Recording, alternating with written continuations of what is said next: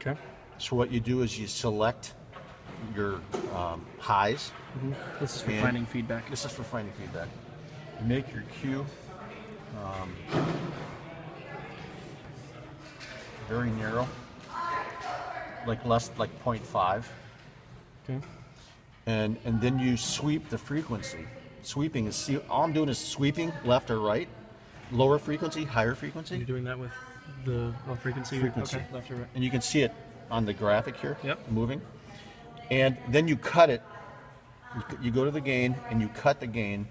This is during the show, this is how you do it. And you sweep it until you find the frequency that was feeding back. Because only when it's feeding back, only one of these areas will be. Well, for example, this is showing you hot frequencies. So if you had feedback, feedback would be the highest peak. So then you'd go to that, you'd find that highest peak, and you have it cut because I reduced the gain. And you can see here what the cue does. So then you hit equalizer on each of these to make that work? Is that how you got to that? What's that? You hit equalizer once you selected the channel? You have to activate. If this isn't on, you're actually not. You don't have an EQ. You want that on for every channel, just so you can have either parametric or make those tone controls work. So any channel that's off, you actually have no tone control. Okay. So for example, all these are off. So you want to turn them on. So what does this gain do then?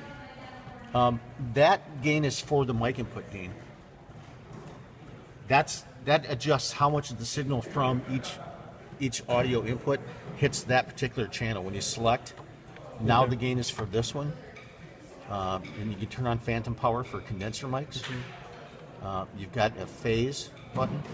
You got a low cut. You don't have to use one of these for low cut. You can use that, which I highly recommend. And then use these for tone or feedback finding. Okay. What's low cut? Low cut gets rid of frequencies below the human voice range. Okay.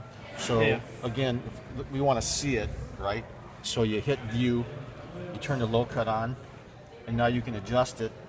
And the human voice doesn't go below 100, like 150 hertz.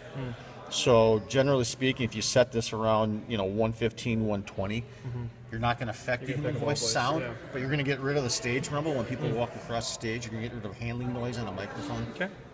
So we should do that for every channel, really. For vocals, yes.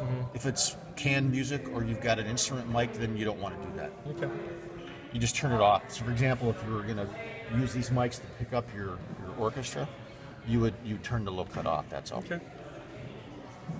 But yeah, you want that on every vocal channel because that'll help you get rid of feedback too. Okay. So we shouldn't edit this gain that much. More we would play with. Yeah. What you do is you adjust this. You select a channel. You adjust this so you're averaging right around 0.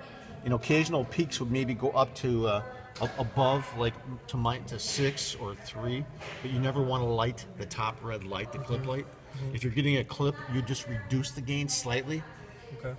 And if you got different people using a mic, you want the person with the strongest voice to be using it and singing their loudest passage when you set this. Okay. And then for everybody else after that, it won't matter because you just want that loudest person because you don't want that person to clip it.